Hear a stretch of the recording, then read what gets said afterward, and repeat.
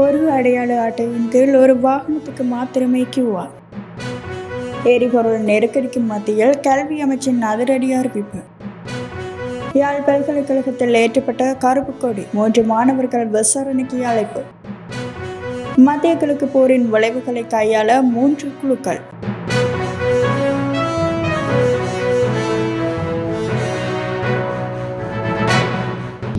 ஒரு அடையாள அட்டை மற்றும் ஒரு தொலைபேசி இலக்கத்துக்கு ஒரு வாகனத்தை மாத்திரமே பதிவு செய்ய முடியும் என்ற கொள்கை ரீதியான தீர்மானத்தை எடுத்துள்ளதாக டிஜிட்டல் பொருளாதார அமைச்சின் ஆலோசகர் சுமந்த ரத்நாயக்க தெரிவித்துள்ளார். இது தொடர்பில் அவர் மேலும் தெரிவிக்கையில், இந்த நடைமுறை அமல்படுத்தப்படும் போது வாகனங்களை கைமாற்றிய பலர் இருந்தனர். அவர்களால் பதிவு செய்ய முடியாமல் போனது. ஒரு கட்டுப்பாட்டை கொண்டு வருவதற்காகவே நாம் இந்த QR முறையை அறிமுகப்படுத்தினோம். அதிக எண்ணிக்கையிலான வாகனங்கள் இருந்தால் வணிக பதிவு இலக்கம் எனும் தனிப்பிரிவு உள்ளது.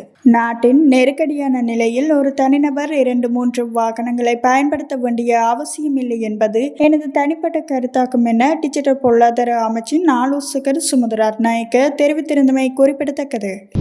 உலகளாவிய ரீதியில் ஏற்பட்டுள்ள எரிபொருள் நெருக்கடிக்கு மத்தியில் பாடசாலைகளின் அன்றாட நிர்வாகம் மற்றும் கற்றல் கற்பித்தல் செயல்பாடுகளை முன்னெடுத்து செல்வது தொடர்பாக கல்வி, உயர்கல்வி மற்றும் தொழிற்கல்வி அமைச்சு புதிய வழிகாட்டுதல்களை வெளியிட்டுள்ளது.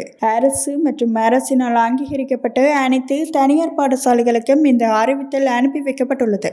அதன்படி முக்கியமாக அவதானம் செலுத்தப்பட்டுள்ள விடயங்கள், அனைத்து பாடசாலைகளும் வாரத்துக்கு 4 நாட்கள் மாத்திரமே நடாத்த தீர்மானிக்கப்பட்டுள்ளதுடன் மறு அறிவித்தல் வரை அனைத்து புதன்கிழமைகளும் பாடசாலை விடுமுறை தினங்களாக கருதப்படும். ஒவ்வொரு வாரமும் புதன்கிழமைகளில் மாணவர்கள் வீட்டிலிருந்தே சுய கற்றலில் ஈடுபடுவதற்கு தேவையான கற்றல் கற்பித்தல் செயற்பாடுகளை வழங்க அதிபர்கள் நடவடிக்கை எடுக்க வேண்டும். பாடத்திட்டங்களை முடிப்பதற்கான கால அவகாசம் குறைவாக இருப்பதனால் பாடசாலைகளால் ஏற்பாடு செய்யப்படும் அல்லது வெளி நிறுவனங்களால் பாடசாலைகளில் முன்னெடுக்கப்படும் விழாக்கள் மற்றும் நிகழ்ச்சிகளுக்காக பாடசாலை நேரத்தை பயன்படுத்தக்கூடாது. பாடசாலைகளில் நடத்தப்படும் விழாக்கள் மற்றும் நிகழ்ச்சிகளை எரிபொருள் நுகர்வு குறைவாக இருக்கும் வகையில் நடத்த அதிபர்கள் நடவடிக்கை எடுக்க வேண்டும். அதிக அளவில் எரிபொருள் செலவிடப்படும் வாகன பேரணிகள் போன்றவை தற்காலிகமாக நிறுத்தப்படுகின்றன. பாடசாலை கல்வி சுற்றுலாக்களை ஏற்பாடு செய்தல் அல்லது எதிர்வரும் நாட்களில் மேற்கொள்ள திட்டமிடப்பட்டுள்ள சுற்றுலாக்களில் மாணவர்களை பங்கேற்க செய்தல் ஆகியவை மறு அறிவித்தல் வரை தற்காலிகமாக நிறுத்தப்படுகின்றன.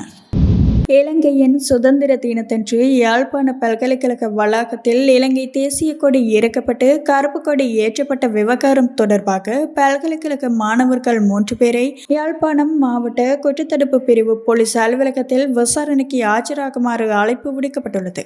யாழ்ப்பாண பல்கலைக்கழக மாணவர் ஒன்றிய தலைவர், கலைப்பீட மாணவர் ஒன்றிய தலைவர் உள்ளிட்ட 3 மாணவர்களிடம் வாக்குமூலம் சேகரிப்பதற்காக யாழ்ப்பாணம் மாவட்ட குற்றத்தடுப்பு பிரிவு போலீசாரால் பல்கலைக்கழக பதிவாளர் எழுத்து மூலம் அழைப்பு விடுக்கப்பட்டுள்ளது. கடந்த பிப்ரவரி 4ஆம் தேதி இலங்கை சுதந்திர தினத்தில் யாழ்ப்பாண பல்கலைக்கழக வளாகத்தில் ஏற்றப்பட்டிருந்த இலங்கை தேசிய கொடியை மாணவர்கள் சிலர் கீழே இறக்கி அதற்கு பதிலாக கருப்பு கொடியை பறக்கவிட்டு தமது எதிர்ப்பை பதிவு செய்தனர். இந்த சம்பவம் நடந்தபோது எடுக்கப்பட்ட புகைப்பட ஆதாரங்கள் மற்றும் காணொலி காட்சிகள் சகிதம் பல்கலைக்கழகத்துக்கு அண்மையில் சென்ற போலீஸ் அதிகாரிகள் குறித்த விவகாரம் தொடர்பாக பல்கலைக்கழக துணைவேந்தர் மற்றும் பதிவாளர் ஆகியோரிடம் தீவிர விசாரணைகளை முன்னெடுத்து வாக்குமூலங்களை பதிவு செய்தனர். இந்த நிலையில் பல்கலைக்கழக மாணவர் ஒன்றிய பிரதிநிதிகளை வாக்குமூலம் சேகரிக்க போலீஸ் நிலையத்துக்கு அழைத்துள்ளமையால் மாணவர்கள் கைது செய்யப்படலாம் என்ற அச்சம் மாணவர்களிடையே பரபரப்பை ஏற்படுத்தியுள்ளது. மத்திய கிழக்கில் தொடரும் போர்ச்சூழலால் ஏற்படக்கூடிய பொருளாதார நெருக்கடியை சமாளிப்பதற்காக 3 குழுக்கள் நியமிக்கப்பட்டுள்ளதாக பிரதமர் ஹரணி அமரசூரிய நாடாளுமன்றில் அறிவித்தார். தேவையான நடவடிக்கைகளை செயல்படுத்த குழுக்கள் ஏற்கனவே நடவடிக்கைகளை எடுத்து வருவதாகவும் பிரதமர் தெரிவித்தார். பொதுமக்களுக்கு அத்தியாவசிய பொருட்கள் மற்றும் சேவைகள் தடையின்றி கிடைப்பதை உறுதி செய்யும் பொறுப்பு ஒரு குழுவிடம் ஒப்படைக்கப்பட்டுள்ளது. அதே நேரத்தில் பொது சேவையின் செயல்பாட்டை பராமரிக்க தேவையான சேவைகளின் நிர்வாகத்தை மற்றொரு குழு பார்வையிடும். மேலும் நாட்டின் எரிசக்தி தேவைகளை பூர்த்தி செய்வதற்காக 3வது குழுவும் நியமிக்கப்பட்டுள்ளதாக அவர் தெரிவித்திருந்தமை குறிப்பிடத்தக்கது.